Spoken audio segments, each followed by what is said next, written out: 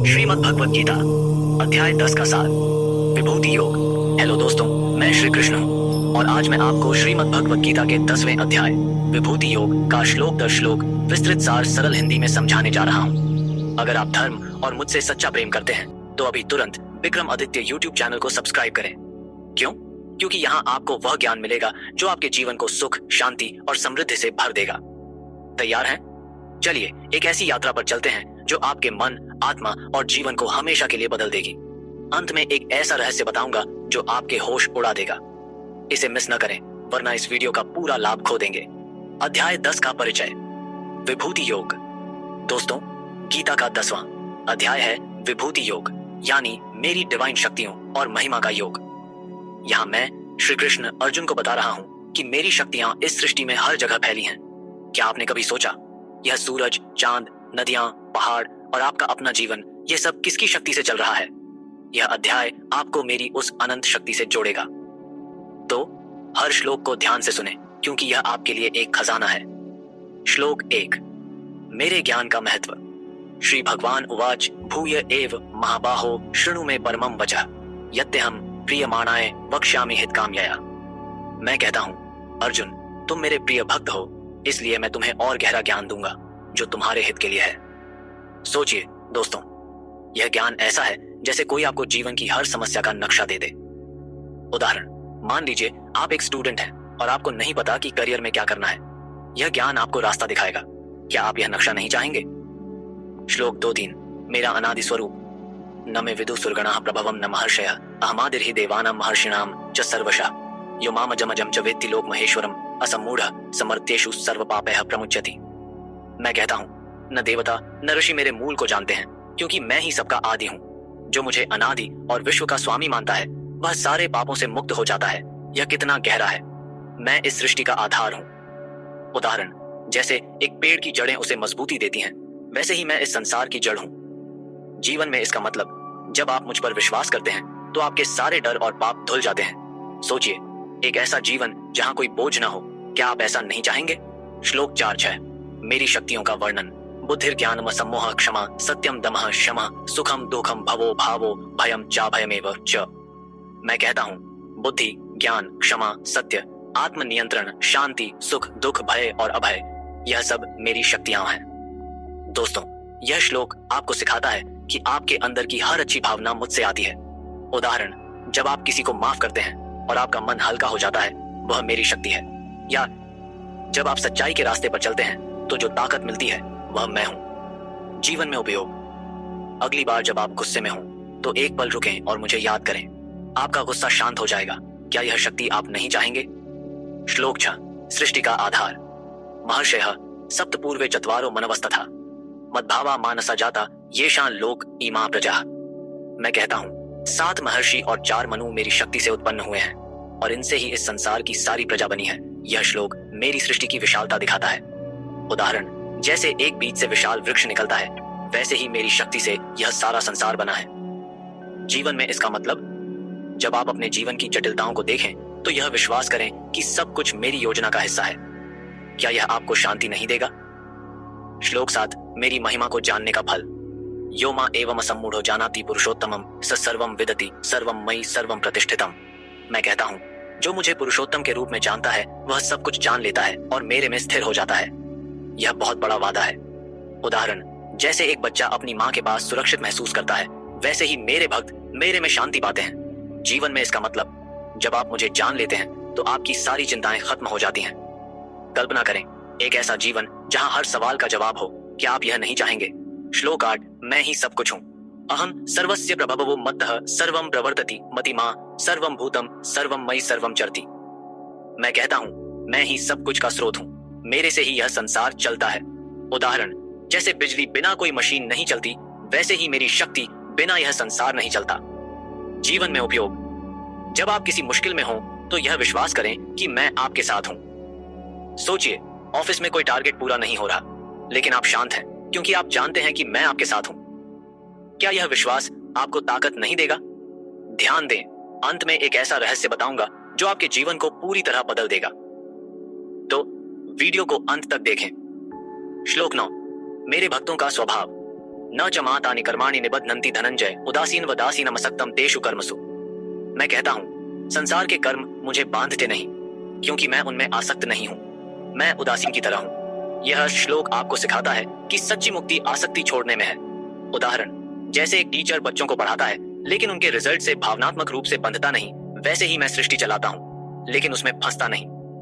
जीवन में उपयोग, अपने काम को पूरी मेहनत से करें लेकिन फल की चिंता छोड़ दें। सोचिए, अगर आप नौकरी में प्रमोशन की चिंता छोड़ दें तो कितना हल्का महसूस करेंगे। क्या यह आजादी आप नहीं चाहेंगे? श्लोक 10, मेरी कृपा से सृष्टि का संचालन। मयाध्यक्षेण प्रकृति सूयते सचराचरम हेतुनानेन कौन्तेय जगत विपरिवर्तते। मैं कहता हूँ मेरी कृपा से प्रकृति यह सारा संसार चर और अचर को जन्म देती है, इसीलिए यह विश्व चलता है। यह मेरी शक्ति का रहस्य है।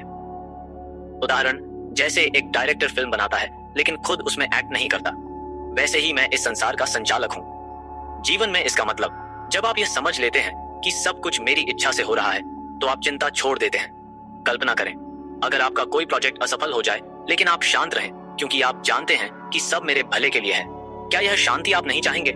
श्लोक 11, मेरे स्वरूप की गलतफहमी। अवजानन्ति मां मूढ़ा मानुषं तनुमाश्रितम परं भाव मजानन्तो मम सर्वमयम विभुम। मैं कहता हूँ मूर्ख लोग मुझे सिर्फ मानव रूप में देखते हैं और मेरे परम स्वरूप को नहीं समझते। यह बहुत महत्वपूर्ण है। लोग मुझे सिर्फ मूर्ति या चित्र मानते हैं, लेकिन मैं तो इस सृष्टि का आधार हूँ। उदाहरण, जैसे कोई स्मार्टफोन को सिर्फ एक डिवाइस समझता है लेकिन उसकी असली शक्ति उसकी टेक्नोलॉजी में है, वैसे ही मेरा असली स्वरूप मेरी अनंत शक्ति में है। जीवन में उपयोग, मुझे हर जगह देखें, प्रकृति में, अपने दिल में, हर अच्छे काम में। क्या आप मुझे इस तरह नहीं देखना चाहेंगे? श्लोक 12 से 13, सच्चे भक्तों की पहचान।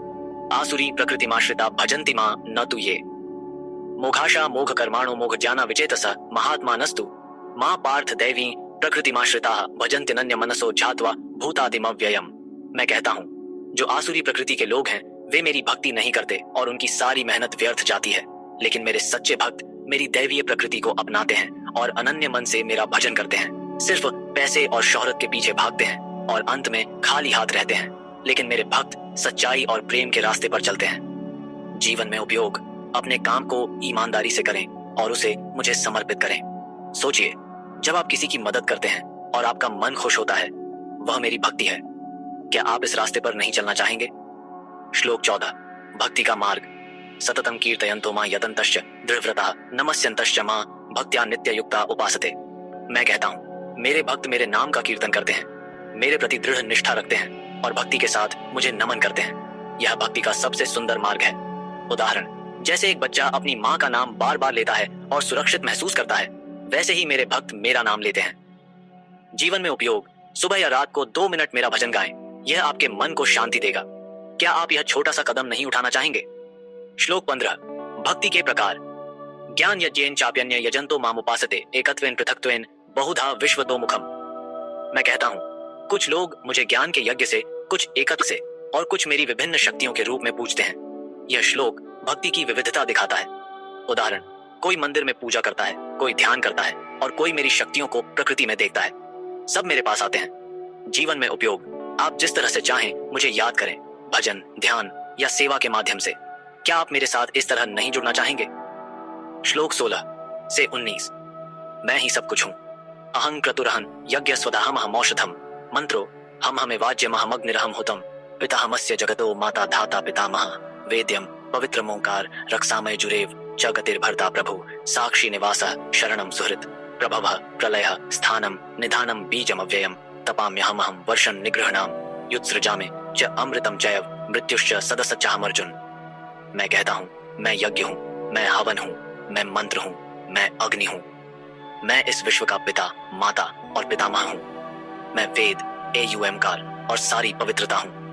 मैं गति, शरण और सृष्टि का आधार हूँ। मैं सूर्य का ताप हूँ, वर्षा हूँ, अमृत हूँ और मृत्यु भी हूँ। यह मेरी महिमा का चरम है। उदाहरण, जब आप बारिश में भीगते हैं और खुशी महसूस करते हैं, या जब आप सूरज की गर्मी से ऊर्जा पाते हैं, वह मैं हूँ। जीवन में उपयोग, हर अच्छी और बुरी चीज में मुझे देखें, यह आपके मन को स्थिर करेगा। क्या आप मेरी इस महिमा को नहीं जानना चाहेंगे? ध्यान रखें, अंत में एक ऐसा रहस्य बताने वाला हूँ जो आपके जीवन की हर समस्या का समाधान दे सकता है। तो वीडियो को स्किप न करें। श्लोक 20, मेरा स्वरूप, अहमात्मा। गुडाकेश सर्वभूताशय स्थित अहमादिश्च मध्यम च भूतानामन एवज। मैं कहता हूँ मैं हर प्राणी के हृदय में आत्मा के रूप में हूँ। मैं ही सृष्टि का आदि, मध्य और अंत हूँ। दोस्तों, यह श्लोक आपको मेरे करीब लाता है। मैं आपके अंदर हूँ, आपके दिल में। उदाहरण, जब आप किसी की मदद करते हैं और आपके दिल में खुशी का एहसास होता है, वह मैं ही हूँ। जीवन में इसका मतलब अपने अंदर की अच्छाई को पहचाने, क्योंकि वह मेरी मौजूदगी है। क्या आप मुझे अपने दिल में नहीं महसूस करना चाहेंगे? श्लोक 21 से 30 मेरी विभूतियों का वर्णन। आदित्यानामः विष्णु ज्योतिषां रविरंशुमान् मरीचिर्मरुतामस्मि नक्षत्राणामहं शशि वेदानां सामवेदोऽस्मि देवानामस्मि वासवः इंद्रियाणां मनश्चास्मि भूतानामस्मि चेतना रुद्राणां शंकरश्चास्मि वित्तेशो यक्ष रक्षसाम्।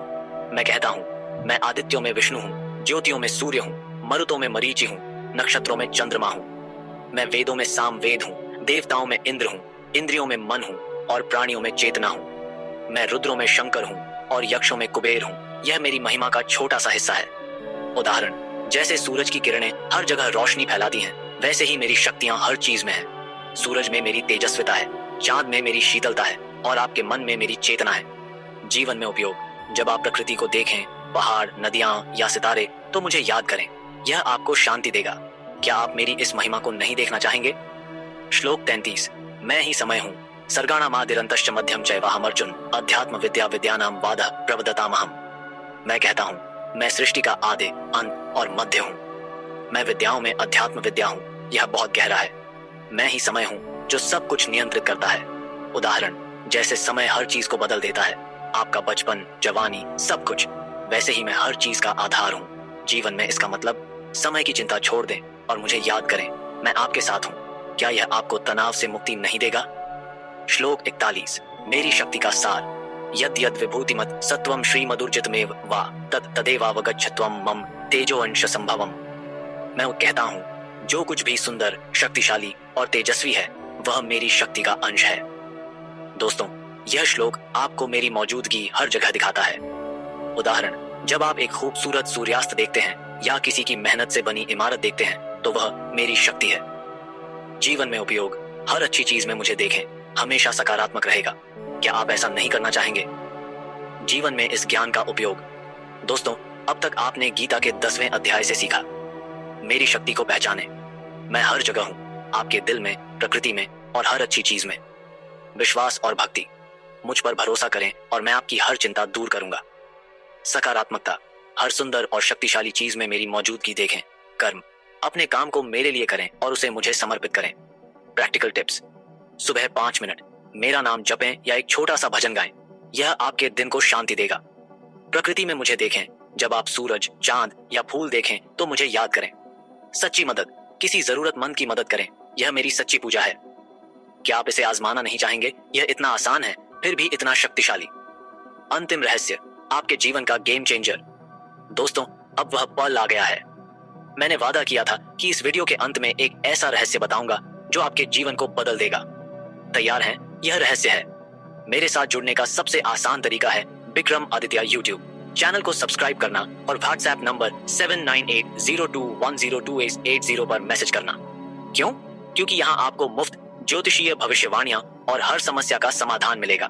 जी हाँ, हर समस्या, चाहे वह नौकरी हो, रिश्ते हो या स्वास्थ्य, हम आपके साथ हैं। यह मौका मिस न करें। अभी इस वीडियो को लाइक करें, विक्रम आदित्य चैनल को सब्सक्राइब करें और व्हाट्सएप पर मैसेज करके अपने जीवन को नया रास्ता दें। मैं श्री कृष्ण आपके साथ हूँ। जय श्री कृष्ण।